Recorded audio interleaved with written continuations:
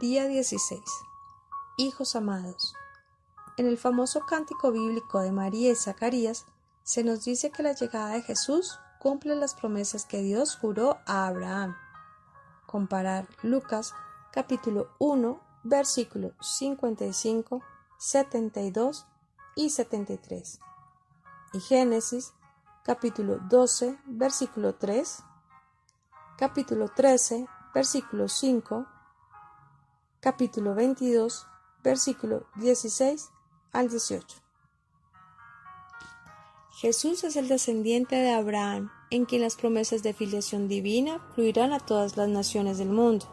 Jesús mismo nos enseñó a ver un símbolo de su venida en el nacimiento de Isaac.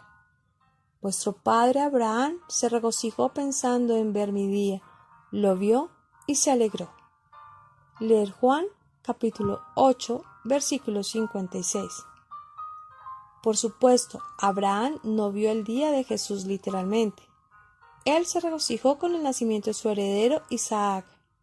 Leer Génesis capítulo 17 versículo 7. Pero Jesús nos está diciendo que en Isaac debemos ver una prefiguración de su propio nacimiento. Desde la Biblia hasta los escritos de los padres de la Iglesia, como San Agustín, muchos han visto una conexión profunda entre la vida de Isaac y la de Jesús. El nacimiento de Isaac es un milagro, naciendo de un hombre de 100 años de edad y su esposa estéril.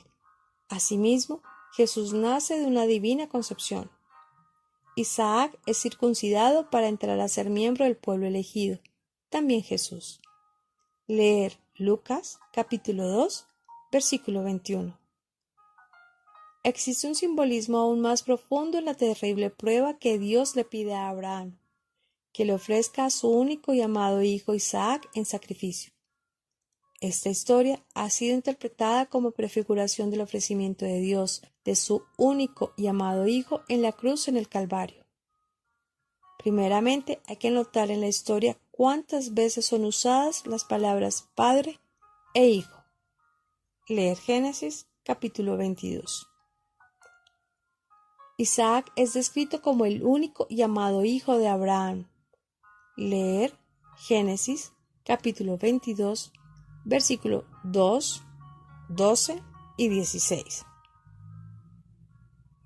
En el Nuevo Testamento encontramos a Dios usando las mismas palabras, mi Hijo amado, para referirse a Jesús en dos puntos cruciales de su vida, en su bautismo y en la transfiguración. Leer Mateo capítulo 3, versículo 17. Capítulo 17, versículo 5. Este lenguaje no es coincidencial, es la clave de lo que está sucediendo en la historia de Abraham, la cual es una de las más difíciles de entender de toda la Biblia. Sin esta clave, nos veríamos orillados a deducir crueles conclusiones. ¿Cómo podría Dios pedirle a alguien que sacrificara a su único hijo o a cualquier hijo? ¿Qué tipo de Dios demandaría tal prueba de lealtad? Pero esta prueba, como muchas otras cosas escritas en el Antiguo Testamento, fue escrita como una figura, para enseñarnos una lección acerca del plan amoroso de Dios. Leer 1 Corintios, capítulo 1, versículo 11. Romanos, capítulo 4, versículos 23 y 24.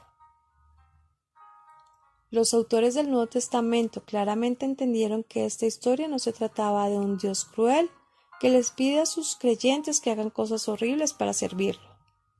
Ellos sabían que en la historia del padre Abraham y su hijo Isaac, Dios estaba revelándonos algo del misterio de su propia paternidad divina. Dos veces Dios alaba la fidelidad de Abraham. No me has negado tu hijo, tu único. Leer Génesis, capítulo 22, versículo 12 y 15. San Pablo cita la traducción griega de estas palabras exactas cuando habla acerca de la crucifixión. El que no perdonó ni a su propio hijo, antes bien le entregó por todos nosotros. Leer Romanos, capítulo 8, versículo 32. También podemos escuchar un eco de la alabanza de Dios en la famosa escritura del Evangelio de Juan. Porque tanto amó Dios al mundo que le entregó a su Hijo único. Leer Juan capítulo 3, versículo 16. Existen otros paralelos más sutiles. Por ejemplo, la montaña donde Dios le pide a Abraham que realice el sacrificio, el monte Moría, está en el mismo lugar donde venía Melquisedec. La tradición judía sostiene que Moría es el lugar donde Salomón construyó el templo de Dios. Leer Segunda de Crónicas, capítulo 3, versículo 1. De hecho, la tradición judía también sostiene que el nombre de Jerusalén viene de agregar la palabra de fe de Abraham, Dios proveerá, leer Génesis, capítulo 22, versículo 8, a la palabra Salem. El Calvario, donde Jesús fue crucificado, es una de las colinas de Moría, y así como Isaac cargó la madera para su propio sacrificio y se sometió a ser atado a la madera, también Jesús cargó su cruz y permitió que los hombres lo clavaran a ella. La tradición judía cree que Isaac tenía entre 27 y 35 años cuando sucede el episodio y que él voluntariamente permitió que Abraham lo atara y lo ofreciera. Esto sugeriría otro paralelo entre Isaac y Jesús, ambos ofreciéndose, aceptando libremente su propia muerte como una ofrenda a Dios. Las palabras de Abraham a sus sirvientes, el muchacho y yo vamos hasta allí para adorar a Dios, luego volveremos con vosotros. Leer Génesis, capítulo 22, versículo 5. Puede ser interpretada como una promesa de resurrección, porque dijo volveremos en plural, si él estaba esperando que Isaac iba a ser sacrificado. La carta a los Hebreos explica que esto fue porque Abraham tenía fe en la resurrección. Por la fe, Abraham, sometido a la prueba, presentó a Isaac como ofrenda, y él, que había recibido las promesas, ofrecía a su unigénito, respecto del cual se le había dicho, por Isaac tendrás descendencia. Pensaba que poderoso era Dios aún para resucitar de entre los muertos. Por eso lo recobró para que Isaac fuera también figura. Leer Hebreos, capítulo 11, versículos del 17 al 19. De hecho, Isaac es recuperado de la muerte, como Jesús lo será en el tercer día. Leer Génesis, capítulo 22, versículo 4. Signos de la carne y el espíritu. Abraham creyó que Dios le devolvería a su hijo, y por esta fe, él cumplió su obligación a la alianza que había hecho con Dios. Dios hizo que la condición de su alianza con Abraham fuera la fe en sus promesas. La fe es igualmente la condición para aquellos que entrarían en la nueva alianza hecha en Jesús. San Pablo, especialmente en sus cartas a los romanos y a los gálatas, dice que Abraham es el padre de todos los creyentes. Leer Romanos capítulo 4, versículo del 11 al 12. Lo que la Escritura dice de Abraham, a Abraham la fe le contó como justicia. Es también la condición requerida de nosotros. Nosotros también debemos confiar en la promesa de Dios. Creemos en aquel que resucitó a Jesús de entre los muertos. Lee Romanos, capítulo 4, versículos 9, 23 al 24. Las bendiciones que Dios prometió derramar sobre el mundo a través de los descendientes de Abraham llegan a nosotros hasta a través de nuestra fe en la cruz y resurrección de Jesús. El sacrificio de Cristo nos trae la bendición de Abraham. Leer Gálatas, capítulo 3, versículo 14. Estas bendiciones de nuestro Padre Abraham fluyen a nosotros en el bautismo, el cual es el signo de la nueva alianza. Tal como la circuncisión era el signo de la alianza de Dios con Abraham, Dios hizo que la circuncisión fuera el signo de juramento de la alianza para hacer de los descendientes de Abraham una dinastía real. De modo que mi alianza esté en vuestra carne como alianza eterna. Leer Génesis, capítulo 17, versículo del 1 al 14.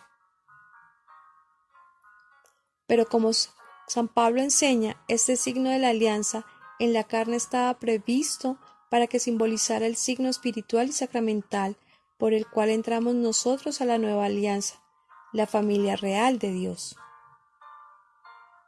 Ya en los profetas, la circuncisión del corazón se había convertido en un signo de dedicación de la persona entera a Dios. Leer Deuteronomio, capítulo 10, versículo 16. Jeremías, capítulo 4, versículo 4. Comparar Romanos, capítulo 2, versículo 25 al 29. Primera de Corintios, capítulo 7, versículos 18 y 19. El profeta Jeremías dijo que la ley de la nueva alianza sería escrita en el corazón. Leer Jeremías, capítulo 31, versículos del 31 al 34. Y esto sucede en el bautismo, el cual es la circuncisión de Cristo. Leer Colosenses, capítulo 2, versículo 11. Y la verdadera circuncisión. Ver Filipenses, capítulo 3, versículo 3. Así como la circuncisión era el signo de pertenencia al pueblo de Abraham, la nueva circuncisión, el bautismo, es el signo de pertenencia a la Iglesia, el nuevo pueblo de Dios. Y en estos bautizados en la Iglesia que la promesa de Abraham es cumplida, que una gran multitud que nadie podrá contar de cada nación, raza, pueblo y lengua encontrarían bendición y salvación en el Dios de Abraham. Comparar Génesis, capítulo 15, versículo 5 y Apocalipsis, capítulo 7, versículo del 9 al 10.